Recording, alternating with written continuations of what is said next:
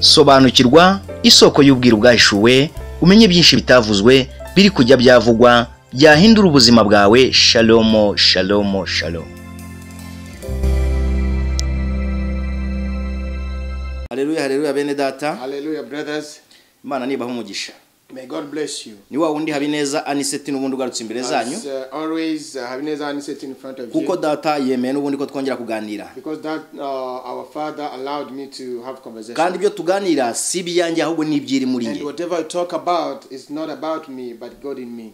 Imana ibampera umugisha. May God bless you. Ndagira ngo tudatinze tubanze twiragiza Imana mu buryo bugufi. So without delaying, I want us to pray a little bit. Kuko kuvuga byinshi siko kumvirwa, ahubwo naho wavuga rimwe gusa Imana iba yabyumvishe mbere yo kujya kuvuga ikivuga. Because talking a lot is not the way of understanding, but Fatanya nanjye duce bugufi twubaha Imana. So let us bow down and obey God. Urero akirano kuri Imana nyirijuru. You are holy heavenly Father. Waremye ijuru n'isi. You created world and earth. Ndetse urema inyanja ushyiraho urugabano itagomba kurengaho. Uhanika ikirere mu ijuru ndetse hejuru y'abantu ariko ntabwo kibasha kubahanukira. Kubwo mu bumana bwawe wikora uko ushatse mu gihe cyawe. Ubu bwoko bwawe sinabona icyo nabubwira ariko nushoboza ndababwira.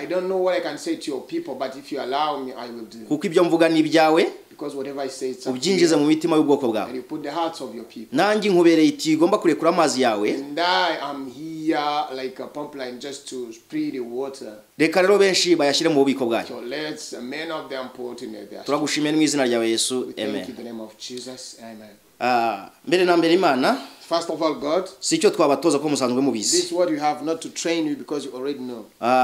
Bangerageza mu buryo nshoboye kugira ngo ndebe ko hari imitima myinshi yabasha gukira mu buryo bw'uko data agira ngo azahure benshi. So I try as I see so that the heart of many will be healed because our Father wants so many people to be healed. Narabasobanuye ngo nge sinkeneye kugira ngo mshake ibyindamu zanjye ahubwo ndashaka kugira ngo Kristo Yesu umwami n'umwana n'umukiza wacu abashe kurokora benshi mu buzima. I told you before, I don't want to have so more interest in this, but I want Jesus Christ to have a lot of captives because of many of hearts they won't be healed. Tudatinze reka tuganire ku ijambo ry'Imana. Without delaying, let us talk about the word of God. Ariko turatangira mera nk'ari kibazo ndi kubabaza kuko hari byinshi nanjye mankeneye gusobanukirwa. But I start like a question because I want to know more about you. Ni wumva ibyo mvuga nawe ujye ugira umweto kugira ngo usangize ku byawe nawe Imana yaguhaye. If you hear what I say, please share with me what God has given you. Ariko niba ari ntabyo ujye usaba data nabyo azajya biguha. But if they are not there, ask for our Father, he will give them to you. Nagize ikibazo mu myaka yanjye nabayeho. I had a question in the years of my life.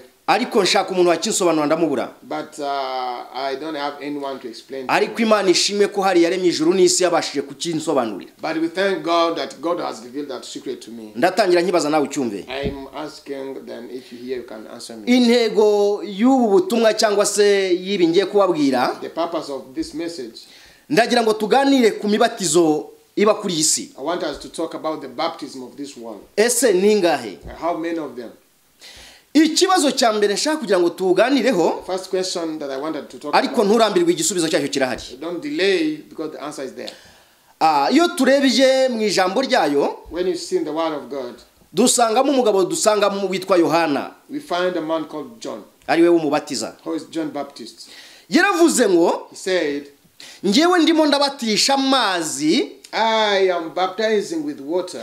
Ariko nyuma yanjye hazaza undundusha ububasha ntemererwa no gufungura udushumi tw'inkweto ze. But after me there will be another one that I'm not even able to touch his shirts. Ngo ariko wowe azaza batirisha umwuka wera n'umuriro. But that one will come with the baptism of Holy Spirit and fire.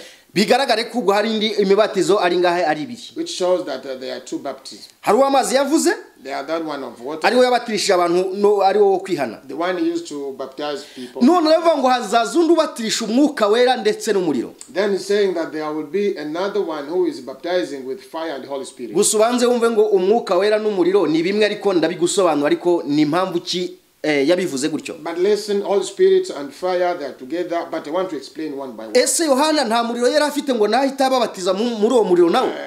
Do you ask yourself, John didn't have fire so that he can baptize them? Ariko yagaragaje yuko ntabwo yabasha afite go gukoresha umuriro n'umwuka we. He's not able to use that fire. none ko uwo muriro ari wo tubo icyaha kigomba gupfiramo. So if through that fire is where sin must die. Kandi kwa amazi ari mu buryo bw'igishushanyo. And water is like a sign. Uwo muriro turawubatizwamo gute So sasa? how can we baptize in that? Ese ninde uwubatiza ngo tumusange? Who is going to baptize us in that fire so that we can go to him? Biragaragara ko yavuze ko ari Yesu Kristo umwana w'intama w'Imana uzaza kubatiza. It's obvious that I say that it's Jesus Christ, Son of God, who is going to. None wowe undeba, So you who is watching me, nanjye ukubwira, and me who is talking to you, uwo mugabo bita Yesu Kristo umwana w'intama w'Imana Jesus Christ, Son of God, awubatiriza hagana he ngo ngewe ngende ngeyo ko mbasha kubatizwa. Baptize that baptism because I want it. Nge namaze gusobanukira ko uyu mubatizo wo mu mazi udakuraho icyaha. For me, I've been revealed that this baptism of water cannot remove sins. None uwo muriro nsobanukirwa neza yuko ari ubasha gukuraho icyaha kigashya burundu. But that one of fire is the one that can burn the sin completely. Ndagira ngo wibaze nanjye nibaze. I want you to ask yourself. Tubitekereze twese tubihuze hamwe. Uyu muriro turabasha kukura uyu mugabo Yesu Kristo awubatiza hagana he ngo musange. How can we remove that kind of spirit where that baptism is located? Ndagira ngo bitekerezo. I want you to think about it.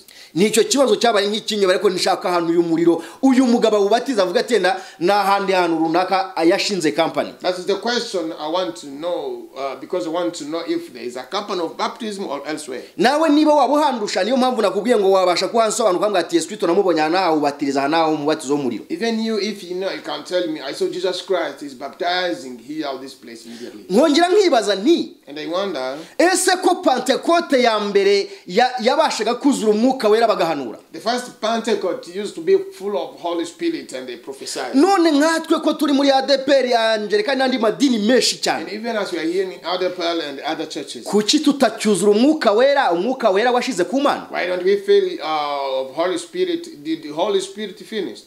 Washize ku Mana ku buryo nta muntu ukiwuzura. Is finished from God because no one is being fulfilled by Ako kantu gatekerezeho. Think about it. Kandi amadini yuzuye ari menshi. And churches are many here. Yoweri ko yabihanuye. Joel prophesied. Mu minsi yegereje imperuka ko benshi bazarota abandi bagahanura abandi bakerekwa. In the last days that many will prophesy and they will get a dream and they will get a vision. Uwo mubatizo umwuka wera n'umuriro kuki tutacyuzura umwuka wera washize ku Mana? Well, is that baptism of fire and Holy Spirit? Is it finished from God? Reka twinjire turebe icyanditswe icyo kitubwira ndetse tugumye tuganire kuri umubatizo. Let us read the scripture and let's talk about the baptism. Ndagira ngo nje mu bumana bwayo mu byo yamhishuriye. I want so that in his godly what has been revealed. Ndangije nkora n'ubucukumbuzi bwimbitse. Then I made a research. Nabigenzuye igihe kirekire. I just controlled for a long time. Ariko Imana ishimwe ko yaje kunsobanurira aho uyu mubatizo w'umuriro tugomba kuwubatizwa. Thank God that we have been revealed for this baptism how we can get it. Ndagira ngo mbigusangize. I want to share with you. Ntujye kure yishe n'isoko y'ubwira bwahishuwe. Don't go far for this revealed mysteries. Uramenya byinshi. You will know more. Ndagira ngo mbabwire ngo I want to tell you. Imibatizo ni ibiri gusa kuri isi. Kandi amadini yose abatiza buri munsi kandi bukuri buri wese. And even though all churches are baptized. Ariko ndagira ngo ubwire ko imibatizo ari ibiri gusa ku isi yose. But I want to tell you that baptism are just two around the world. Iyi mibatizo uko ari ibiri. Those baptism. Niyo tugiye kurebera hamwe twese. What we are going to see immediately. Reka duhere ku mubatizo wo mu mazi dusanzwe tubatiza ku madini atandukanye. Let us see the baptism of water. Bakakujyana hariya mu ruzi runaka cyangwa se mu kivu cyangwa se n'ahandi hari amazi runaka. They put you in a lake or in other places where there is water. Hari n'abakora piscine reka mbyite gutyo. And there's others who make like a swimming pool. Ari byo twita za Yorodani n'ibindi. The one we used to call Jordan or others. Ariko ndagira ngo dusobanukirwe byinshi. But they want us to know more about. Wowe ntujye kure gusa unize amaso areba ndetse n'amatwi yumva umutima n'ubwonko Imana irabyifunguye. So don't go far, you just watch physically, then brain and heart God will open them.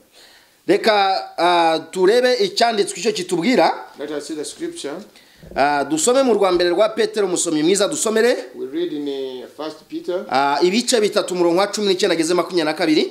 Chapter 3 from verse 19 up to. Na ufashe Bible ariyo ntwaro yacu tugendana mu buryo bw'umubiri. And if we can take Bible our armor that ariko intwaro y'umwuka wera iri muri twebwe yavuze mu Efeso 6:10 kugeza 18. Reka dusomere mu cyanditswe twumve icyo atubwira rwa mbere rwa Petero ibice 3:19-22 twumve icyo atubwira twese duteze amatwi ndetse twumvirize neza icyo ubutumwa bwiza butuburiraho cyangwa butubwira. First Peter chapter 3 from verse 19 up to 22. Ikadusome Petero wa mbere igice cya 3 turasoma murongo wa 19 kugera kwa 22. Niwo yabwirishije imyuka yo mu nzu y'imbohe ya yindi itumviraga Imana kera ubwo kwihangana kwayo kwategerezaga mu minsi ya Nowa inkuge ikibazwa. Muri yo bake bararokotse ndetse n'umunani bakijwe n'amazi. Na n'ubu amazi ni yabakiza namwe mu buryo bw'igishushanyo cyo kubatizwa icyakora suko bakuraho ico ryo ku mubiri ahubwo ni isezerano ku Mana ry'umutima uticira urubanza ribakirisha kuzuka kwa Yesu Kristo. 22 uri iburyo bw'Imana kuko yagiye mu ijuru amaze guhabwa gutwara abamarayika n'abafite ubutware n'imbaraga. Amen. Let us read in English version. First Peter chapter 3. We are going to read from verse 19 up to 22. By whom also he went and preached to the spirit in the prison, who formerly were disobedient, when once the divine long-suffering waited in the days of Noah, while the ark was being prepared, in which a few, that is 8 souls, were saved through water. There is also an antitype which now savors baptism, not the remover of filth of the flesh, but the answer of a good conscience toward God through the resurrection of Jesus Christ, who has gone into heaven and is at the right hand of God, angels and authorities and powers having been made subject to him. Amen. Murabyumviye namwe? So you have heard. Ariko iyo uhereye hakuri 21 neza, but when you start on verse 20, hava ngo na n'ubu amazi niyo akibakiza namwe mu buryo bw'igishushanyo cyo kubatizwa icyakora si uko akuraho ico ryo ku mubiri. Verse 21 says, there is also an antitype which now savors baptism, not remover of the filth of the flesh, but the answer of a good conscience toward God. Ngwicyakora si uko akuraho ico ryo ku mubiri ahubwo ni isezerano ku Mana ry'umutima uticira urubanza ribakirisha kuzuka kwa Yesu Kristo. 22 uri iburyo bw'Imana kuko yagiye mu ijuru amaze guhabwa gutwara abamarayika n'abafite ubutware n'imbaraga. He said, not the remover of the filth of flesh, but the answer of a good conscience toward God through the resurrection of Jesus Christ, who has gone into heaven and is at the right hand of God, angels and authorities and powers having been made subject to him. None ko ijambo litubwiye ngo aya mazi ni mu buryo bw'igishushanyo ntabasha gukura hico. So if the world has told us that this water is like a sign, kandi ico nibyo aha n'ibyaha yavugaga, and the filth he was saying is just sin. None ubwo ayo mazi akamaro kayo kafite hagarukira. So what is the importance of water that you can see that is limited? Ayo mazi mu gihe afite hagarukira, when the sign of water is limited, ntabashe gukuraho ico ryo byaha, and cannot remove the filth which is the sin. Yohana yabivuze neza kuko yari mukuri. John said because it was in truth. Hari abantu benshi bumva ko mu mubatizo mu mazi ari wo umuntu abagiye mu ijuru neza kwagezeyo. There are so many who know that when you are baptized you are immediately going to heaven. Mukagendera hari akuri ra jambo yabivuze muri Yohana ubutumwa bwiza mu bice 3 mu 16 abwira Nikodemu. Then he used that word that is in John 3:16. Ariko naho ndaza ko ababwira. When Jesus was telling Nicodemus, just he will talk about. Ikibazo dufite nuko abashumba cyangwa abapasteri cyangwa abarimu n'abadiakoni n'abandi benshi. The problem we have is that pastors or evangelists or deacons tudasobanurira abantu neza kukorwa mu buryo bw'igishushanyo. We don't explain to people that is a sign. Ni ngombwa urakorwa kuko bikorerwa mu idini. Yes, it's done because it's being made in the church. Ariko tujye tubabwira ko hari ugaruke kutabasha gukuraho icyaha. But you have to tell them that is the remover, is not the remover of the sin. Niyo mpamvu umuntu ava gusambana akagenda akabatizwa. That's why when you come from fornication you go and get baptized. Uwo mushumba yaba adafite ijisho ry'umwuka agapfa kubatiza gusa. When that pastor don't have an ear of spirit kubera iki ntabasha kureba kure because he cannot see very far. nta jisho ry'umwuka wera afite There's no ear of spirit. ahubwo tukereka abantu ko umubatizo wo mu mazi ariko kugira mu bwami But bw'ijuru it show people that the baptism of water is just arriving. nonje kubabwira umubatizo w'umuriro I'm here to tell you ari ugomba gukiza abantu umuntu utazabatizwa umubatizo w'umuriro the one that will help people. wazigera kandagira mu bwami bw'ijuru If you don't have that baptism of fire, you will never enter the. nahereye kuwo mu mazi niwo nkiriho I started from water. reka twongere dufate icyanditswe tujye mu byakozwe n'intumwa Let's take another scripture in Acts ibice 18 umurongo wa 24 tugeze 28 chapter 18. musomyi mwiza adusomere nashaka yakomeze muri English noneho namwe mukomeze mu kinyarwanda ntacyo bitwaye kugira ngo ducunguze uburyo umwete ariko nta cyumwuka wera muyobora bikuruko reka tubirebe mu byakozwe n'intumwa ibice 18 umurongo wa 24 tugeze 28. Let us see in Acts chapter 18 from verse 22 up to 28. Ibyakozwe n'intumwa igice cya 18 umurongo umurongo wa 24 umurongo wa 24 tugeze kuri 28. ya umutwe uravuga ngo Apollo yigisha muri Efeso ni Korinto. Apollo yigisha muri Efeso ni Korinto. Hari umuyuda witwaga Apollo wavukiye. Hari umuyuda witwaga Apollo wavukiye Alexandria. Bukeye agera muri Efeso. Yari umuntu w'intyoza w'umunyabwenge. Kandi akaba n'umuhanga. Yari yarigishijwe inzira y'umwami Yesu. Yagiraga umwete mwinshi mu mutima. Ndetse yagiraga umwete mwinshi mu mutima. Akavuga ibya Yesu. Kandi abyigisha neza. Ariko yarazi umubatizo wa Yohana wo mu mazi gusa. Atangira kuvugira mu masinagogi ashize amanga. Maze Priscilla na Aquila bamwumvise. Bamujyana iwabo bamusobanurira inzira y'Imana. Baramusobanurira kugira ngo arusheho kuyimenya neza. Ashatse kwambuka ngo ajye muri Akaya, bene data baramukomeza bandikira bigishwa ngo bamwakire. Nawe asohoyeyo ubuntu bw'Imana bumutera gufasha cyane abizeye. Kuko yatsindiraga abayuda cyane imbere y'abantu abereka mu byanditswe yuko Yesu ari we Kristo. Amen. Reka dukomeze kuri 19 ku murongo wa mbere ageze 7 dukomeze ku bice muri 19 umurongo wa mbere tugeze 7 twumva icyo atubwira aho mu byakozwe n'intumwa n'ubundi byakozwe n'intumwa igice cya 19 umurongo wa mbere kugera 19 umurongo wa mbere kugera 7 kugera ku wa 7 umutwe w'icyigisho uravuga ngo abigishwa ba Yohana mubatiza buzura umwuka wera. Apollo akiri Korinto Paulo anyura mu bihugu byo haruguru asoza muri Efeso asanga yabigishwa bamwe arababaza ati mwahawe umwuka wera mutangiye kwizera. Baramusubiza bati ntabwo twari twumva yuko umwuka wera yaje. Arababaza ati mwabatijwe mubatizo ki? Baramusubiza bati umubatizo wa Yohana. Paulo ati Yohana yabatije umubatizo wo kwihana. Abwira abantu kwizera yuzaza hanyuma ye. Ari we Yesu Kristo.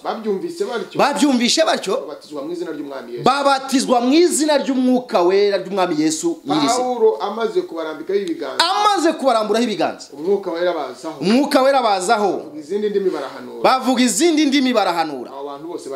Abo bantu bose bari nka 12 nshuti y'Imana. Ndagira ngo wumve ibi. I want you to know. Aba nabo bari intumwa ariko nago bari bazi umubatizo wa kabiri. Even those were disciples. Niyo mpamvu Paulo afite umwuka wera, afite ijisho ry'umwuka wera, yarabegera baza atari kubundi mwabatijwe mubatizo ki? Came to them and asked them, which baptism did you take? Nawe yabonye ko ibyo bari gukora binyuranye n'ibyo datashaka. Because he saw that they were doing what is not followed. Nabo baramusobanurira bati, then they said, twabatijwe mu mubatizo wa Yohana gusa. Into John's baptism. Paulo nyine kuko yabibonaga ari yumanganya akora ibyo agomba gukora. Then Paul did what he was supposed to do. Araboni nkaho yakababwiye ati dore hari undi mubatizo mwe mutaramenya n'ubwo muri mu murongo ariko mugiye kubatizwa. There's another baptism that is waiting. Ako kanya baramburaho ibiganza. Just he touched he stretched the hand to them. Buzura umwuka wera. They were full of Holy Spirit. Bigaragare ko batari bamufite. Which means that they didn't. Ahubwo bari bafite wa mubatizo wa mbere wo mu mazi navuga. bavugaga, But they had that first one. wa wundi ijambo ryawe tubwiye ko ari mu buryo bw'igishushanyo. The one that the world say that. Ariko arangije atese mutangiye kwizera noneho. But then he asked them, did you start to believe? Arababwisobanurira arababwira ati Yohana umubatiza Then he tells them, John baptism yabatije umubatizo wo mu mazi wo kwihana abwira abantu ngo nibakizwe ibyaha. just baptized for people to repent the water. Ariko twabonye kutajya ukuraho icyo cyangwa aribyo byaha. So that this one cannot remove the fault, which is Ako kanya ngo babatizwa mu izina ry'umwami Imana Yesu Kristo. immediately they have been baptized in the name of Bahita ko babatizwa undi mubatizo wa kabiri. Baptized the second baptism. Umva ako kanya kubo kwizera barabubatizwa. Immediately because of faith they have been baptized. Kuki babatijwe mu mubatizo wundi wa kabiri? Why did they accept the second baptism? Ni impamvu ki? Why? Byagenze bite? What happened? Reka turebe uburyo kibabajije Yohana ati urabatiriza iki? Let us see the question they asked John, why are you baptizing people? Tugende mu butumwa bwiza bwanditswe na Yohana igice cya mbere mu 19 tugeze 3:4. Let us go in John chapter 9. Igice cya mbere umurongo wa 19 tugeze 3:4. John chapter 1 from verse 19 up to 34. Ubutumwa bwiza bwanditswe na Yohana igice cya mbere umurongo wa 19 tugeze 3:4. Kumva icyo atubwira nyabuntu nkundira ufate icyanditswe neza. Ufate Bible, iyi ni intwari irasa amahoro, ni imbunda irasa amahoro, please take your Bible and it's an armor that is shooting peace. Yohana igice cya mbere turahera ku murongo wa 19 tugeze kuri 3:4. Abayuda basobanuza Yohana umubatiza wariwe. Baramusobanuza atariko urinde wowe bundi. Urinde. Ibi nibyo Yohana yahamije. Ibi nibyo yahamije. Ubwo abayuda bamutumaga hati bavanwe Yerusalemu baje no kumubaza gusa. Urinde wowe ubatiza wowe umubatiza uri nkandi. Kuko ntiyabahisha ukuri. Ntabwo yigeze abahisha ukuri. Ahubwo araberurira ati singe Kristo. Nuko baramubaza bati tubwire uri Eliya? None uri Eliya? Nabati sindiwe. Ati sindiwe. Bati uri umuhanuzi? Uri umuhanuzi se basi? Arabasubiza ati oya. Baramubaza bati none surinde ngo dusubize abadutumye wowe basi wiyitane. Ati ndijwi ry'urangurura mu butayu ngo ni mugorora inzira z'Uwiteka nk'uko umuhanuzi Yesaya yabivuze. Abari batumwe barabafarisayo. Nuko baramubaza bati none wowe ubatiriza iki kutari Kristo? Ntube na Eliya, ntube na wa muhanuzi. Yohana arabasubiza ati ngewe ndabatirisha amazi, ariko noneho muri mwe bw'indani mwe hahagaze umuntu mutarigera mumenya. Uwo ni uzansimbura akabatiza undi, kandi ngewe Yohana ntibinkwiriye gupfundura udushumi tw'inkweto ze. Ibyo byabereye Betaniya hakurya ya Yorodani aho Yohana yabatiriza. 29. Bukeye bwahabona Yesu azahari aravuga ati nguyu wo nababwiye nguyu yarashe ukuraho ibyaha bya wowe undi ukuraho ibyaha nge sinari kubishobora. Uyu niwe navuze ko nyuma yanjye hazaza undi undusha ububasha, kuko yahozeho ntarabaho, icyakora sinari munsi, ariko kugira ngo yereke Abisiraheli.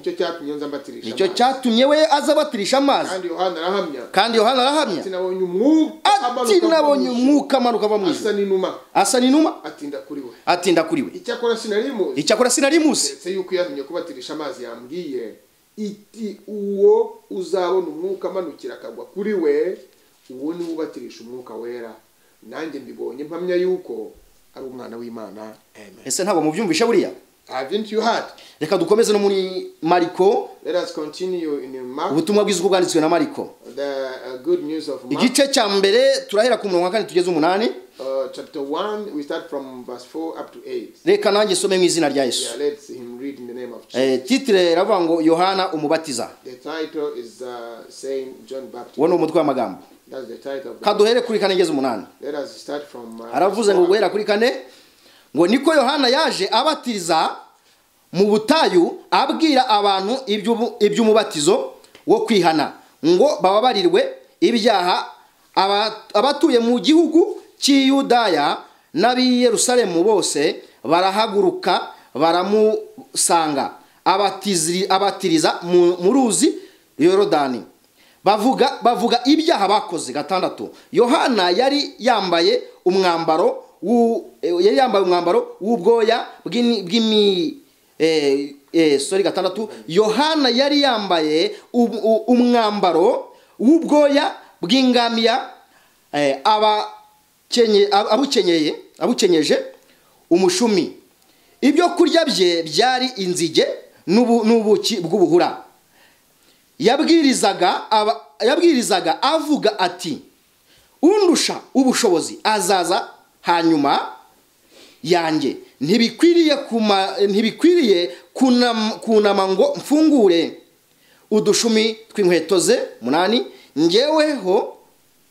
njyeweho ndabatirisha amazi, ariko uwo we azaza abatirisha umwuka wera. Chapter 1 from verse 4 up to 8. John came baptizing in the wilderness and preaching a baptism of repentance for the remission of sins. Then all the land of Judea and those from Jerusalem went out to him and were all baptized by him in the Jordan River, confessing their sins. Now John was clothed with the camel hair and with a leather belt around his waist, and he ate locusts and wild honey. And he preached, saying, there come one after me who is mightier than I, whose sandal strap I am not worthy to stoop down and loose. And indeed, I indeed baptize you with water, but he will baptize you with the Holy Spirit. Reka dusome Yohana wa mbere. Let us read in 1 John. Igice cya mbere umurongo wa 5 turageza 10. Chapter 1 from verse 5 up to 10. Ntabwo ari ubutumwa bwiza ni Yohana urwandiko wa mbere igice cya mbere umurongo wa 5 tugeze 10. It's not the evangel is just a epistle of John. Kuko hari benshi batazi ko hari Yohana wa mbere wa kabiri gutyo urwandiko bakajya mu butumwa bwiza. To differentiate the good news and the epistle of John. Reka dusome twumve icyo atubwiye. Let us read there. Yohana wa mbere igice cya mbere umurongo wa 5 kugera ku 10. Umutwe uravuga ngo utagendera mu mucyo w'Imana nta sano afitanye nayo. Ubu nibwo butumwa twumvise buvuye kuri we tukabubabwira yuko Imana ari umucyo kandi muri we nta mwijima na mucyo ubamo. Nituvuga yuko dufatanije nayo tukagendera mu mwijima tuba tubeshe tudakurikiza ukuri. Ariko rero iyo tugendeye mu mucyo nk'uko nayo iri mu mucyo tuba dufatanije ubwacu, kandi amaraso ya Yesu umwana wayo atwezeho ibyaha byose. Nituvuga yuko nta cyaha dufite tuba twishutse ukuri kuba kutari muri twe. Ariko nitwatura ibyaha byacu niyo yo kwizerwa kandi ikiranuka kutuwa ibyaha byacu no kutweza. Nituvuga yuko nta cyaha twakoze tuba tuyise inyabinyoma kandi n'ijambo rya ntibari muri twe. In English, I'm going to read in English 1 John chapter 1 from verse 5 up to 10. Yes, it says, this is the message which we have heard from him, and we declare to you that God is light, and in him is no darkness at all. If we say that we have fellowship with him and walk in darkness, we lie and do not practice the truth. But if we walk in the light as he is in the light, we have fellowship with one another, and the blood of Jesus Christ, his Son, cleanses us from all sins. If we say that we have not sinned, we deceive ourselves, and the truth is not with us. If we confess our sins, he is faithful and just forgive us our sins, and to cleanse us from all unrighteousness. If we say that we have not sinned, we make him a liar, and his word is not in us. Mwiyumviye iki jambo litubwira. So you have heard what the world is saying. Sinjuvuga nababwiye ngo niri muri nge. I told you it's not me who speak, but gusa ndagira ngo dusobanukirwe uburyo tugomba gutandukanya imibatizo. But I want you to know how you can differentiate. Uyu wo mu mazi niwo nkiriho. This one in the water, this is what I'm still talking about. None kuki izi ntumwa So why the disciples zitari zizundi mubatizo wa kabiri? They didn't know the second baptism. Zikabatizwa uwa mbere gusa. Then they got the first one. Ariko Paulo araza ati ntago bihagije mwabatizwa ubuhe mubatizo bundi. Paul said no, it's not enough. Arabasobanurira barambura ibiganza babatizwa undi mubatizo wa kabiri. He explained to them and stretched the hand to them, then they got second baptism. noneho n'ahari ijambo rindi muri Yohana naho And here on John, abafarisayo n'abanditsi n'abasadukayo the Pharisees, Sadducees, and writers, aribo bandi biyita abayuda kandi atari abayuda nyakuri, the one that are being called Jews, bahaguruka i Yerusalemu n'ahandi henshi baravuga ngo reka tujye gushaka uwo mugabo ubatiza tumubaze neza. they came out of Jerusalem, then they came just to look for. Bamugeze uruhande bamwe atari ku bundi wowe ubatiriza They iki, reached them, they say, why do you baptize? ubundi wowe urinde, Who are you? uri Yohana? Ati Are you Abo ndiwe? John? ese uri wa muhanuzi? Ati sindiwe. You are that prophet. Ese uri Mesiya cyangwa uri Kristo?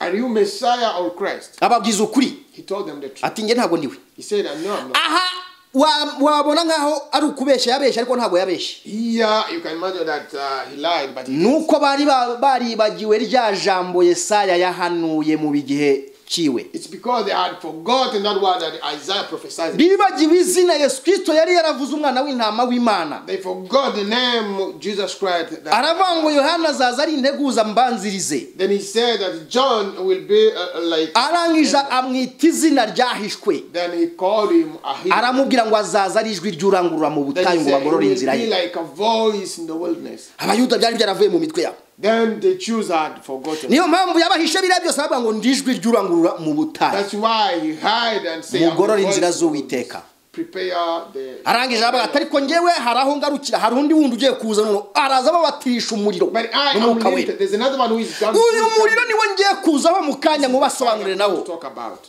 Kandi uyu muriro umuntu mbisubire mutazemera kubatizwa ntabwo azigera acigera mu bwami bw'ijuru. If you are not baptized in this fire, we never enter in the God kingdom.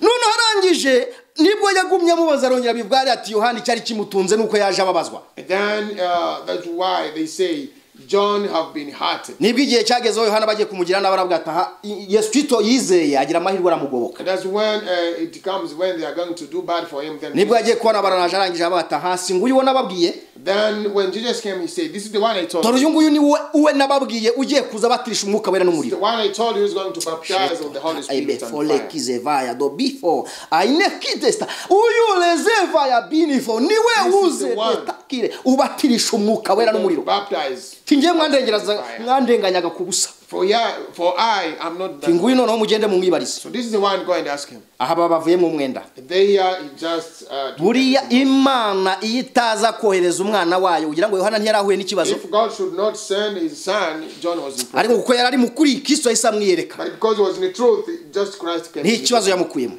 And that's what he did. None uyu mubatizo hano mu Rwambere rwa Yohana dusomye. Then this baptism that we saw in 1 John.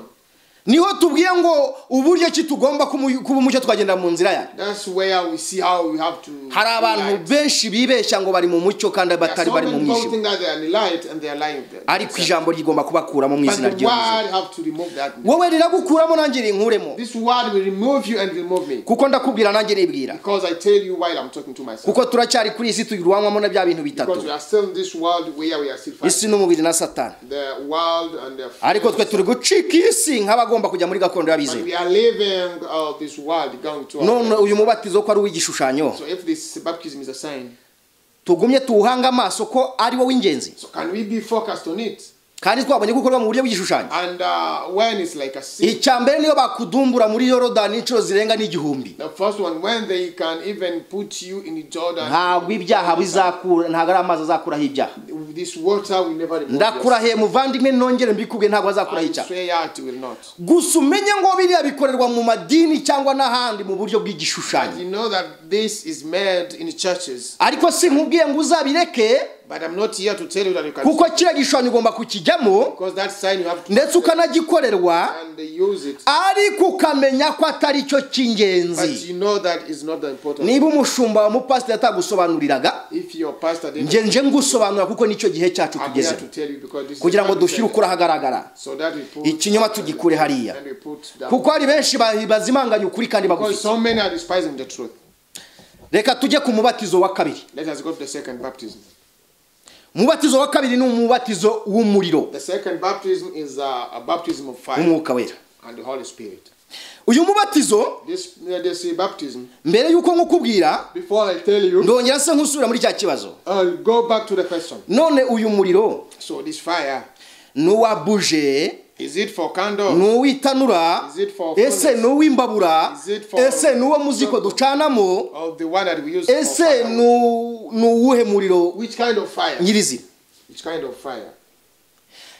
Ese n'uwa gatado w'abasikara gacana gahoro cyangwa n'uwa ryaka cyane cyangwa rira ry'ikirahure? Is it for little light or big one? Ese n'uw'amashanyarazi cyangwa? Is it for electricity? Byibazeho nange mbyibazeho. Ask yourself. Ariko muri ibyo byose ntago ari wo muriro yavugaga. But in all of them, it's not the fire. Ariko Imana ishimwe ko yadusobanuriye. But we thank God that He Kuko explained. ijambo ryaravuze ryarambwiye ngo icyo wamenye ugiye mugenzi wawe. Because the world says, whatever you have known, share to. Nababwiye ko ibi ngibi Imana yabimpishuriye ngifite imyaka 4. I told you that I've been revealed this Ngize when I was 6 ntangira kuba umuvuga butumwa mu At mihanda. 6 years, I started to be a preacher. Reka dutangire dusoma turebe umubatizo mu muriro. Let us read and see N'ububatizo uwo ari we the one to baptize it ndetse n'aho awubatiriza. and where he's using. Njewe ndabereka umubatizo uwo ari wo, I'll show you the baptism mbereke n'aho awubatiriza and where is baptism. n'ububatizo uwo ari we n'ubwo ijambo rya mutubwiye. Owner of that baptism. Reka dusubire mu butumwa bw'iziko bwanditswe na Mariko. Let us go back in Mark. Aha mu byumve ni umubatizo wo mu buryo bwo mu muriro This n'umwuka wera. is a baptism of fire. Ariko umenye iki, But you know this. uyu mubatizo kugira ngo ubatizwe It baptism to get. bisaba kuca mu kibazo cy'umuriro. It requires you to pass in a proper. Kandi iki kibazo cy'umuriro ni kizapimisha imirimo And yacu. this question is the one that. Ako kantu ndakabibiye mukumve nk'uko yabivuze mu rwa Bikorinto. As he say in Corinth. Ndumva ari urwa mbere hari mu bice 3:5 hari kugeza 15 mu byaha. Chapter 3. Niho uwo muriro azapimisha imirimo yacu. That's where the fire will use to test our works.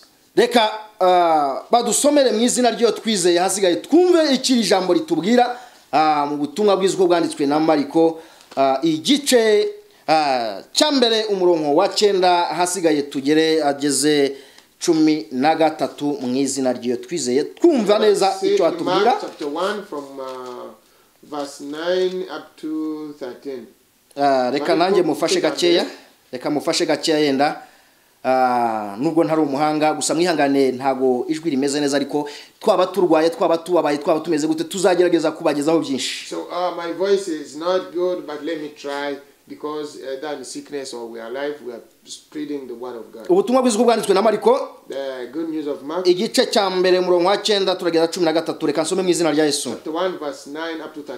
Titira avuga ngo Yesu abatizwa na Yohana ageragezwa na Satani. Umereye ku murongo wa 9 avuze ngo muri iyo minsi Yesu ava i Nazareti y'i Galilaya araza abatizwa na Yohana muri Yorodani 10. Avuye mu mazi uwo mwanya abona ijuru rirakinguye, abona ijuru riratandukanye. Umwuka aramanuka amujyaho asa n'inuma, ijwi rivugira mu ijuru riti ni wowe mwana wanjye nkunda nkakwishimira. 12. Uwo mwanya umwuka amujyana mu butayu. 13. Amarayo iminsi 40 ageragezwa na Satani aba hamwe n'inyamaswa, abamarayika bakajya bamukorera. Mwakeneza ijambo ry'Imana. Mark chapter 1 from verse 9 up to 13. It came to pass in those days that Jesus came from Nazareth of Galilee and was baptized by John in the Jordan. And immediately coming up from the water, he saw the heaven parting and the Spirit descending upon him like a dove. Then a voice came from heaven, "You are my beloved Son, in whom I will pleased." 12. Immediately the Spirit drove him into the wilderness, and he was there in the wilderness 40 days, tempted by Satan, and was with the wild beasts, and the angel ministered to him. Mwumvise ijambo ritubwiye? Have you heard what the world says? Mpereye kuri Yesu Kristo umwana w'intama w'Imana. I start to Jesus Christ the Son. Uburyo ki yabatijwe mu mazi Yohana kimubatiza. The way he has been baptized in water immediately. None aha nkurikire neza unyumve neza. Then follow me well. Ndagira ngo amagambo y'ubwenge. I want to tell you Nahawe na data.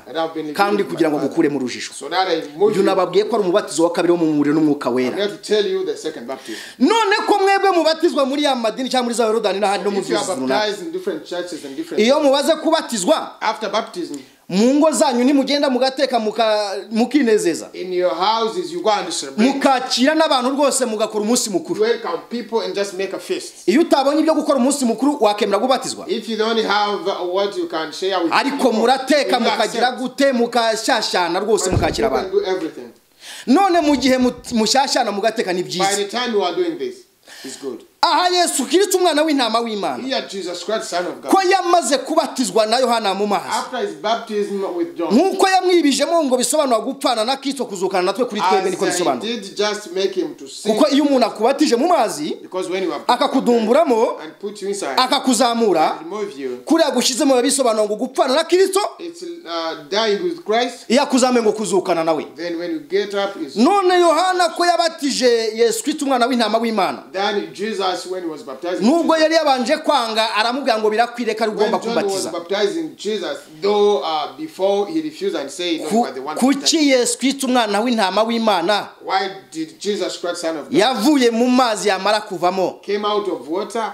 kuki atagiye ngo bamutekeshereze nawe bamwakire nk'uko natwe twiyakira? Why he didn't celebrate that baptism? Ahubwo kugira ngo bakoreshe ikirori cyo kumwakira nk'uko twebwe tubigenza, Instead of feasts, Yesu ise his father, nk'uko Imana n'umwana wayo murabizi, as God and Son, ise nibwo yahise akamubwira ati we ntabwo igihe cyo kwinezeza kiragera, his father told him the time of feast is not, ahubwo ngomba kukujyana mu mubatizo wa kabiri nk'uko nawe ubatiza but abana. I have to take in the second Iki baptism. kintu mucyumve neza. Know this thing. Ako kanya kimara kuvanwamo, Immediately after that, ise aramubwira ngo ufata inzira tujyana ahubwo I nkujyana. told him, let me take you also. Wamazi urabubatijwe, You have baptized, Ngiye you have kukujyana. baptism of water, ngiye kukujyana no mu wa kabiri. then you have to get the second. Uwa kabiri ni ubuherewe. What is the second? Ngo ako kanya kivamo ngo ajyanwa mu butayu ajya kubana n'inyamaswa mu ishyamba. Immediately the Spirit drove him in the wilderness. None kuki wewe iyo bakuvanye muri Yorodani So what about you? utajya mu ishyamba, When you come out of Jordan, you don't, ahubwo ukajya kwineza amazu meza n'ahandi heza? but you go on the feast and you enjoy. Okay, ni byiza biradukwiriye. It's good, yeah. Ariko Yesu Kristo umwana w'intama w'Imana, But Jesus Christ, Son of God, ise niho yahise amujyana ku mubatizo wa kabiri w'umuriro, ari wo yamujyanye. his father brought him the second. Uyu muriro ndaje nkubabwire, Why I'm niho going ndi to talk kubasobanura. about it. None kuki atinejeje, Why he didn't go to the feast? ahubwo agahita ajyanwa mu ishyamba? And they have been taken. Kandi mu ishyamba dusanga ko ari mu kibazo. And we know that in the wilderness, Niyo mpamvu ntiwagera i Kanani utanyuze mu butayu. that's why you can't pass through Canaan. Ubu butayu bw'ikibazo yajyanwemo The wilderness of problem. niwo mubatizo wo mu muriro. That is the second baptism of fire. Niba utari ubizi ubimenye. If you didn't know, just Umuriro yavugaga si uwa buje, si uw'itanura, si uw'amashanyarazi, si uw'ibindi runaka, the fire was said not for candle, for charcoals, or for electricity. ahubwo ni umuriro w'ikibazo yavugaga tuzanyuramo. That is for a problem that you pass through. Niyo mpamvu yavuze ngo hahirwa umuntu wihanganiye imugerageza byose kuko namara kwemera bazambika ikamba ry'ubugingo ry'Imana That's asezeranyije why he abagikunda. said, blessed is someone who trusts and accepts the temptation, because after that he will get. Iryo kamba rivuye he mu kibazo? What kind of crown that is saying? Uzahasome ni muri Yakobo igice cya mbere umurongo wa kabiri ugeze, nushaka uzakirangiza ugeze 18 nta kibazo ntabwo Read twasoma. it in James chapter 2, the whole scripture. Yatangiye avuga ati, When he started, bene data my brothers, mureke nimugubwa gitumo nibagerageza bitari bimwe, if you are surprised by different temptations, mureke kwizera ko kwihangana kwanyu don't believe that your faith gusoza umurimo wako atabuzeho na will gato. fulfill his Ngo word. kuko hahirwa umuntu wihanganiye imugerageza byose kuko namara kwemera azambika ikamba ry'ubugingo ry'Imana Because asezeranyije blessed is abagikunda. someone who accepts a trial, because after that he will get. Ni naho yabivuze muri Yesaya ibice 30:18 That's where I said in Isaiah 30:18, kumanuka hepfo, up to down. aravuga ngo impamvu tugaburira ibyo kurya by'amakuba n'amazi y'agahimano ngo kugira ngo And itwigishe. he said the reason why we are taking food. Uyu mubatizo wo mu muriro ari cyo kibazo Yesu Kristo Baptism yacishijwemo. of fire, the one that Jesus received. Niyo mpamvu uzasanga mu butumwa bwiza bwanditswe na Matayo That's when you will see in Matthew ibice 26 umurongo wa 36. 26 verse 36. Ushaka uzarangiza icyo gice, You can even. uzasanga uburyo Yesu Kristo yasabye ibyiza ariko ahabwa ikibazo. You see how Jesus asked for good things, but he got bad. Ashaka kucyanga ariko ashaka kubyanga ariko bigeze habona ko nacanga ariko atari buze When kutubona. he wanted to refuse and say, if I refuse this, I will never do it. Arigarava ngo bibuko ushaka ntibibuko Then he shaka. came back and say, let your will be, not my will. Nutemera guca muri umubatizo ndi If you kukubwira don't ntabwo uzagira accept mu to bwami pass bw'ijuru. through this temptation, you will never get in heaven. Arangije ako kanya And immediately, arabidusobanurira. he just explained. Reka twongere turahanga n'ubundi mu butumwa bwiza bwanditswe na Mariko niho n'ubundi tujye gukomereza. Let us continue with Mark. Ibice 10:35 ageze 40. Chapter 10 from Aha honyine naho nahasoma honyine harakumvisha ukuri. chapter 5 up to 40. Nyabuntu nkundira icyanditswe icyo cyumva neza. Please listen to this. Reka dukomereze umusomyi mwiza dusomera ibice 10 umurongo wa 35 ugeze 40 honyine. Let us read in Mark chapter 10 from verse 35 up to 40. nuko Yakobo na Yohana bene Zebedayo baramwegera baramubwira bati mwigisha turashaka kuduha icyo tugusaba cyose. arababaza atari ku bundi ni igiki mushaka mbaha? baramusubiza bati duhe kuzicara mu bwiza bwawe mu bwami bwawe, umwe iburyo n'undi ibumoso. maze Yesu arababwira ati ntago mwebwe muzi ikintu musabye icyo ari cyo. ese mwashobora kunywera ku gikombe nzanyweraho cyangwa kubatizwa umubatizo nzabatizwa? baramubwira bati twebwe tuzabishobora. umva uko yaberuye, arababwira ati koko igikombe nzanyweraho muzakinyweraho, kandi n'umubatizo nzabatizwa nawo namwe niwo muzabatizwa. ariko kwicara iburyo bwanjye cyangwa ibumoso ntabwo ari njyewe ubigaba, ahubwo bibikiwabo byagenewe. In English, in Mark 10 from verse 35 up to 40. Yes, let us read. Then James and John, the sons of Zebedee, came to him saying, "Teacher, we want you to do for us whatever we ask." And he said to them, "What do you want me to do for you?" They said to him, "Grant us that we may sit, one on your right and the other on the left in your glory." But Jesus said to them, "You don't know what you ask. Are you able to drink the cup that I drink and be baptized with the baptism that I am baptizing with?" They say to him, "We are able." So Jesus said to them, "You will indeed drink the cup that I drink, and with the baptism I am baptized with you will be baptized. But to sit on my right and on my left is not me to give, but it's for those whom is prepared." Reka tugumye turebe na Yesu Kristo muri yagunye kubatizwa henshi. Let us see another baptism of Jesus Christ. Reka dusome mu Heburayo ibice 5 umurongo wa 7 turageza 10 honyine. Let us read in Hebrews chapter 5. Reka mpasome nanjye from verse 7 up to 10. Abaheburayo ibice 5 umurongo wa 7 haravuze ngo Yesu akiri mu mubiri amaze kwinginga no gusaba cyane iyabanshije kumukiza urupfu ataka cyane arira, yumviswe kubwo kubaha kwe. 8 nyamara nubwo ari umwana w'Imana yigishirijwe kumvira kubw'imibabaro yihanganiye. 9 kandi amaze gutunganywa rwose abera abamwumvira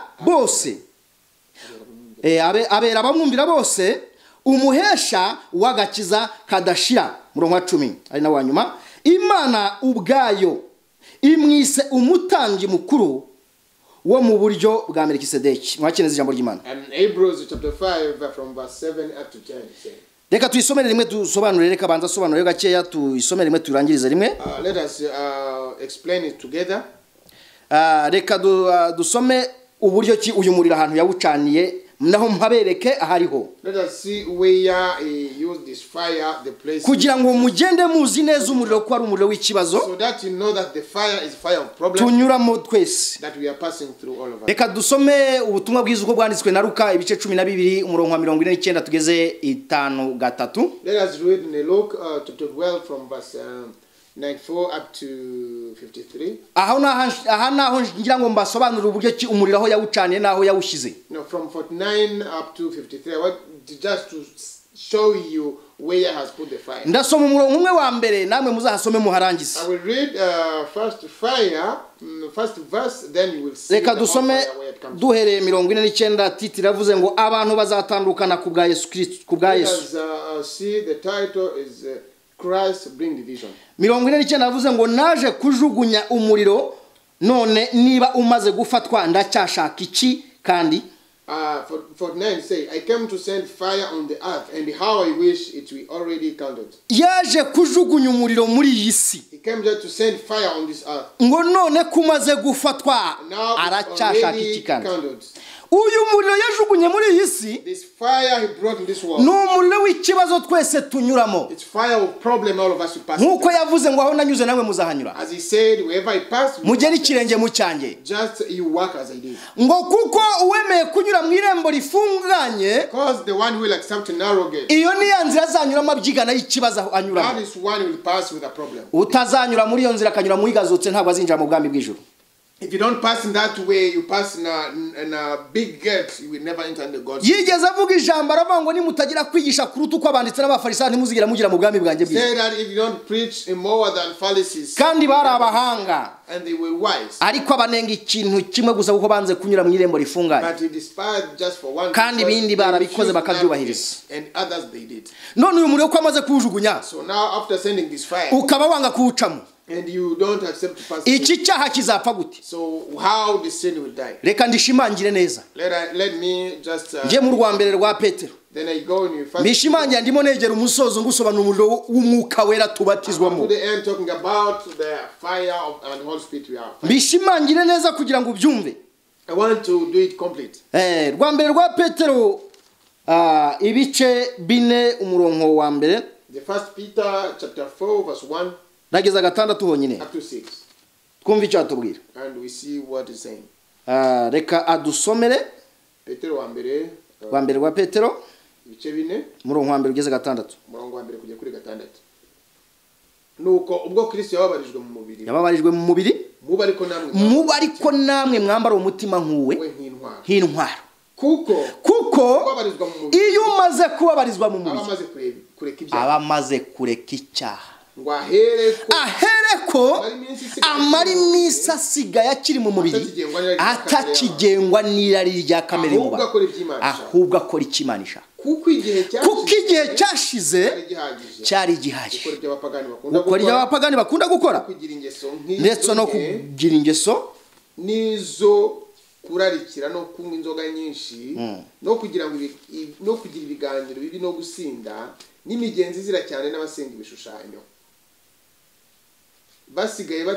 Basigare batangazwa nuko muri ibyo byose mudafatanya no gusayisha no gukabya ubukubaganye nkabwo bakabasebya, nyamara bazabibazwa n'uwiteguye guca imanza z'abazima n'abapfuye. Kuko icyatumye abapfuye babwirwa ubutumwa bwiza ari ukugira ngo bacirwe urubanza mu buryo bw'abantu, ariko bahe mu mwuka mu buryo bw'Imana.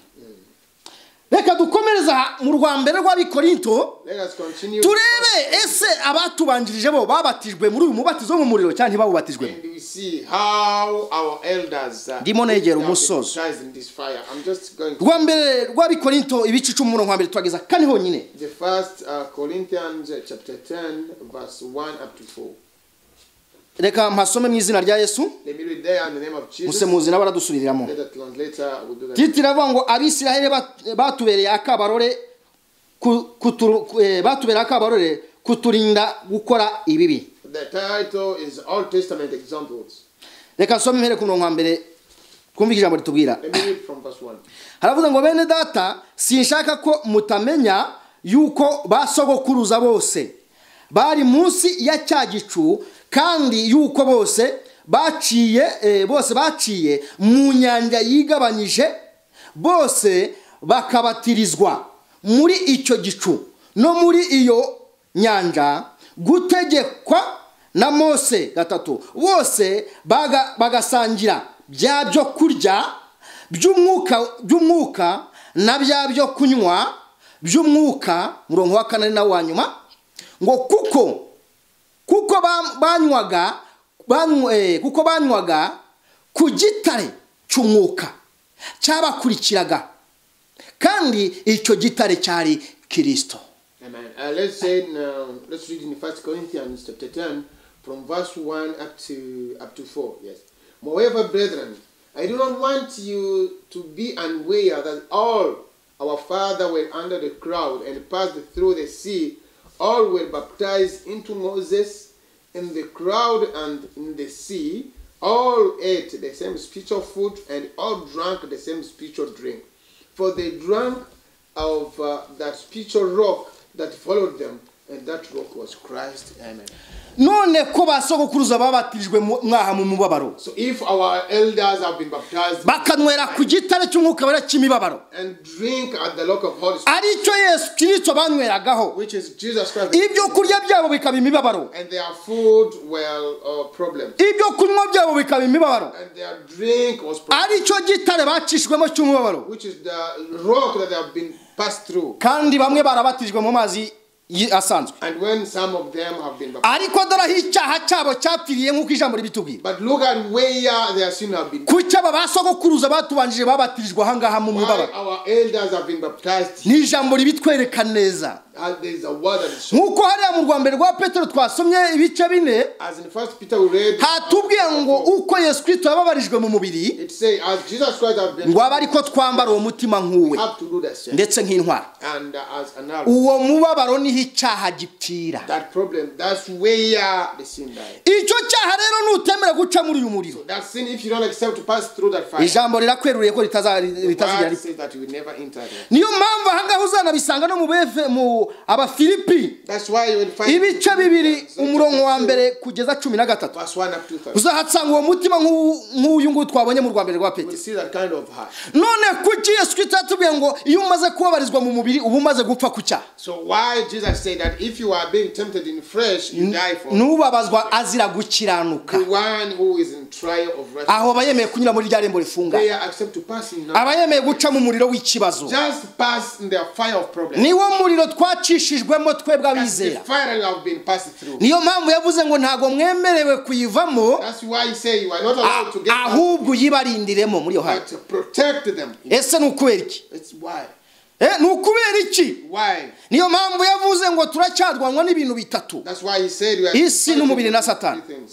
Ndimo negera umusozo. World and Uyu mubatizo w'umuriro ni Yesu Kristo wenyine ubibatiza nta wundi, this baptism of fire is for Jesus Christ. kandi nawe twabonye ko yabubatijwe, And we saw that they have been baptized. abubatizwa na se. And he did by his father. None we nutemera kubatizwa mu mubatizo mu muriro, So for you, if you don't accept, uzamenye ngo ntago ubumana muzaba muri kumwe nabo. you know that you never. Uyu mubatizo wo mu muriro This baptism of ni fire. ukwihanganira ikibazo Yesu Kristo Just agucishamo be cyose, patient through the problem that Jesus is making you to pass. kuko kwihangana bitera kunesha. Because patience brings. Nuzabatizwa uwo mu mazi If you are baptized ukanga kubatizwa uwo mu muriro, and refuse for the one of fire, uzamenye ngo n'ubundi ntacyo uzageraho. know that you never reach at the point. Niyo mpamvu uku niko kuvuka ubwa kabiri, That's why the second born, tukabyarwa ubwa kabiri n'ijambo, be born by the one ariyo mbuto itabora, which is a vain fruit. nk'uko n'ubundi yabivuze mu rwambere rwa Petero igice cya mbere umurongo wa 22 kurangiza icyo gice. As he said in 1 Peter chapter 1. Arongera abivuga no muri Tito ibice 3 umurongo wa mbere uharangize hepfo. And he said it in Titus. Uzumva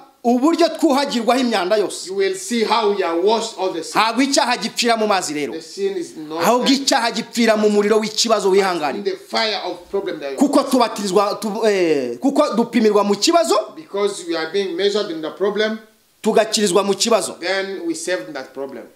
Ibyo ngibyo rero dupimirwa mu kibazo, tukemererwa mu kibazo. If we are tested in Iyo problem, ukwepye ikibazo uba ukwepye if n'igisubizo you cyawe. get out of that, if you just refuse to be tested, you refuse to get out. Uzasome hano Pawulo atarakizwa wari Sawuli, You can read here when Paul was not ataritwa Polo, before being called Paul when he was. nawe yabatirijwe ahangaha atabati umubatizo wo mu mazi, yabatizwa n'uwo mu mwuka wera. Been baptized into water and the Holy Spirit. Ndahababwira mu magambo namwe I muhasome. will tell you in what then you will read. Uzasome mu byakozwe n'intumwa You read in Acts ibice 22 umurongo wa mbere ugeze 21. chapter 22 from verse 1 up to 21. Wongera usome n'ubundi mu byakozwe n'intumwa ibice 9 umurongo wa mbere ugeze 30. Also read in Acts chapter 1 from verse 1 up to 15. Uzumva uburyo yagiye ageje mu nzira y'Damasiko mu cyumuturuka imbere You n'inyuma. will see how he went in Damascus, then the light come to him. Arangije mu bijwe amuvuga ngo Sawuli Sawuli ndengagiza iki? Then the voice was telling him, Aramubwira ati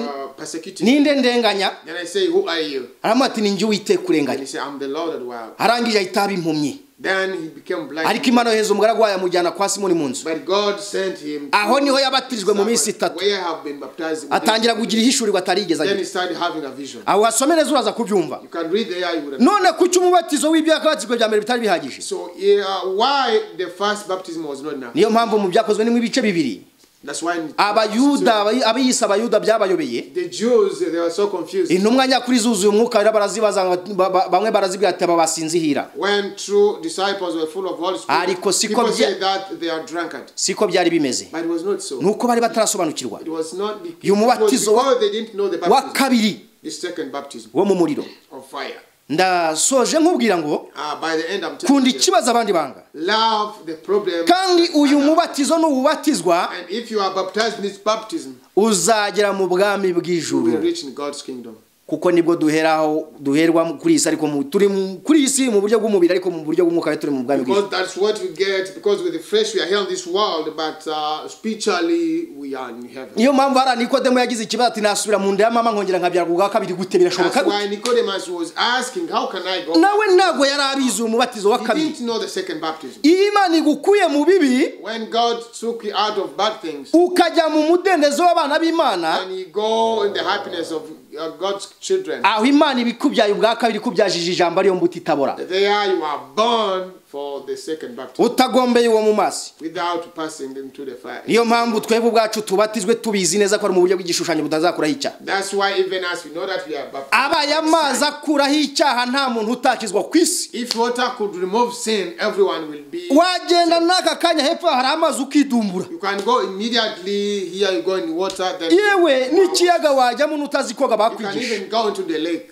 Banazana na ya mazi bamwe bakaturika bakubatiza ku gahanga They cyane can ibindi. bring water they put on your front. Ariko amazi ni mu buryo bw'igishushanyo. But water is a sin. Aya mazi impamvu akoreshwa ariho ndi gusoreza. The reason why they use. Mwibuke Yesu Kristo ubwo yaterwaga icumu mu rubavu. Remember when Jesus was. Havuyemo ibintu bibiri. Just two things came out. Havuyemo amazi n'amaraso. Water and blood. Aya mazi asobanura imbaraga z'umwuka wera. Water means the power of Holy Spirit. Agasobanura agakiza. And explains salvation. Agasobanura imbaraga z'umwuka wera umuntu agomba gutunga muri we. Holy Spirit that you have. Niyo mpamvu yacishwa mu buryo bw'igishushanyo. That's why it's put. Kugira ngo bigaragaze ko ugiye kuvuka ubwa kabiri ubwa mbere wavutse uvuka ubwa kabiri. You are being born again. Niyo mpamvu hari muri Tito nakubwiye mu bice bitatu. That's why in Titus chapter 3 Uhasome neza wasaba ukuntu twuhagirwa. you read, they'll show you how you Tugakurwaho imyanda yose kuko twayimeye kugira mu kibazo cy'umuriro. because you have been passed into. Soza niyo mpamvu yo wihanganiye ibimugerageza byose. By the end, that's why Job just was. Niwo muriro w'ikibazo yihanganiye. That is the fire of problem. Ariko bituma haga ubwami. But he got killed. Niyo mpamvu Yosefu yihanganiye umuriro w'ikibazo. That's why Joseph was. Yanga kuryamana na Mukapotifara nyirabuja. And refused to sleep with. Ariko aravuga ngo jyana icyo ujyanye kiri muri ngendo kijyanye. Then he said, let me go with this. Ariko byamuhesheje ubwami. But he got. Iyo mpamvu Daniel nawe yihanganiye ikibazo cy'umuriro. Even Daniel just had persistent in fire. Ntago najya kufata ibitankwiriye. Then he said, I cannot tell. Ariko ni benshi niyo mpamvu na Yohana ubw'umubatiza. But there are so many, even John Baptist. Rya jambo ryatuwe ngo yaje atunzwe n'ubuki bw'ubura n'inzige. Say that he was living by the locusts and the wild honey. Nibwo bwabuki tumaze imisi tubabwira tubahaho. That is the honey that we are always giving. Ni nabwo n'ubu ngubu turi kubaha. This is what we are giving you. Ni nabwo rero Yohana yaje bwaje bumutunze n'umubabaro w'ikibazo yemeye kwihanganira. What makes John is just Lele being tota the yazo bifo ayazole kizeva ya binifo ayadoki nuyazezevo nulezeva ya domiki nubwo baduseka bakatwita amazina tudafise bakadufata uko bashaka bakatwita yuko twabuze ubwenge. They say that we are ignorant. Ariko wihanganiye ikibazo. But if you patient wese everyone amenye ngo Imana imuzi cyane kurenza utakihamanya. God knows him more than everyone. Mukomera mushikame gusa. Stand firm. Twemerwa mu kibazo. We are accepted in kuko aricyo dupimirwamo. Niyo mpamvu Imana yaciye amarenga mbere y'igihe. That's why God said. Mwitangira aravuga ngo dore umugabo azarya yirusha kuyi. Ndetse umudamu azabyara babara. Avuga ikibazo mbere na mbere tuzabanza guhura nacyo. Ngaho uzabona icyo ushaka utarushira urebe ko bishoboka. You can never get a solution. N'umubabaro w'ikibazo ari wo muriro tunyuramo. Ukihanganira ibikugerageza abandi banze. Niho izagushyira ku ntera. Niyo mpamvu Daniel niho yakwiye igihugu kuko yihanganiye kurira ku meza y'umwami. Na Yosefu niwe byamuteye guhabwa igihugu atari bugihabwe kubera uki umubabaro yemeye kwihanganira. Yanga kuryamana nyirabusha. Jobu niyo mpamvu yasubizwe ibyo yanyazwa ku bw'incumu inshuro 10. Iramukubira. Soje nkubwira ngo kundi kibazo abandi bantu. Uyu mubatizo nutawubatizwa nkuheruriye. Kandi nkarabiye imbere zawe nkubwira mwene data ngo tunga ikibazo wemere Imana igucishe mu ruganda rw'ikibazo. niyo mpamvu yabivuze muri Daniel ibice 12:8. That's why he said in Daniel 12. Aravuga ngo benshi bazatunganywa bacishwe mu ruganda. Many will be passed into the factory. N'urwo ruganda rw'ikibazo ko kayunguruzo tunyuzwa. It's a factor of problem. That's uyu muriro ndagusobanuriye. I'm telling you. Soje nkubwira ngo by the end I'm telling you. Ntuzigere wemera ko bagushuka ngo umubatizo mu mazi ni gukuraho icyaha. Don't accept that. N'ikiganza bakuramburaho even the hand they ntabwo kizakuraho icyaha. it will never remove this. Nta n'isengesho ribaho kwisi ryo rikuraho icyaha. And there's no prayer that can remove. Icyaha gikurwaho n'ibintu bitatu. A sin is being removed by three things. Icyambere n'uyu mubabaro w'ikibazo wihangana ukemera bikakugurusha. That's being perseverance in a problem. Icya kabiri, the second one, nuko atuza kanwa kawe kwihana icyaha ugafata umwanzuro. Nico bita gufata umwanzuro. Is the repent and take a solution. Ukavuga uti nge sinzajya mu busambanyi ndamarama. Say I never go in fornication. Ugafata umwanzuro maramaje ni uzakuraho cya kintu atagomeye kurambura ikiganza. Completely that will remove us. Hababwiye ngo nimuze tubarambure ikiganza tubakizwe ibyaha. No. Come we stretch our hands. Never. No way. Ahubwo icyaha gikurwa no gufata umwanzuro uko yihanganiye ikibazo unyuzemo. A sin is being removed by taking a decision that you are persistent. Ikindi uzasa nk'uwongeraho. Another thing that you have to add on. Nicyo bita guhamya. Just confessing. Ugahamya iyo wamenye muri wowe. Confess the one. Ndetse ukayihamiriza. And he confess. Kuko yavuze ngo nimutinya kumpamiriza imbere y'abantu. If you don't confess. Nangi nzatinya kuhamiriza imbere y'abamarayika be. I confess you in front of my Father. Inshuti y'Imana. Friend of God. Ikindi uzabasha kubona uzongeraho. Another thing you have to add on. Iyo byanzukizwa n'amaguru. When it just it refuses, you run away. Erego umuntu ubwo bamwe ari ingaragu tukaba turabasore bamwe bakavuga ngo twaratinze gushaka n'abahungu batinze gushaka. They say that we are still single, we delay to look for ladies. Suko na buri gihumbi cyo guhonga indaya harazira hari. It's not because I cannot miss just something to buy. Kandi nayo kubugeze muri iyo myaka suko ubuza bo muryamana nayo mukorane bizira. And for you reaching at this age it's not because you miss the one to fornication. Ariko nuko emeye kwihangana umuriro w'ikibazo uri kwemera guhura nabyo. Accepted to live in fire. Ukanga gutatira indahiro y'igihango mwagiranye n'Imana. And you refuse to ukanga gutatira indahiro y'igihango mwagiranye nayo. Then you just stay on the stand where God told you. Komereza muri uwo murongo. Stay in that same line. Soje nkubwira ngo by the end bikora ari ku mubatizo wa mbere n'uwo mu muriro. Do it, but the first baptism is. Ndabashimiye cyane Imana igumye kubahezagira. I think you may God continue to bless you. Shalom. Shalom.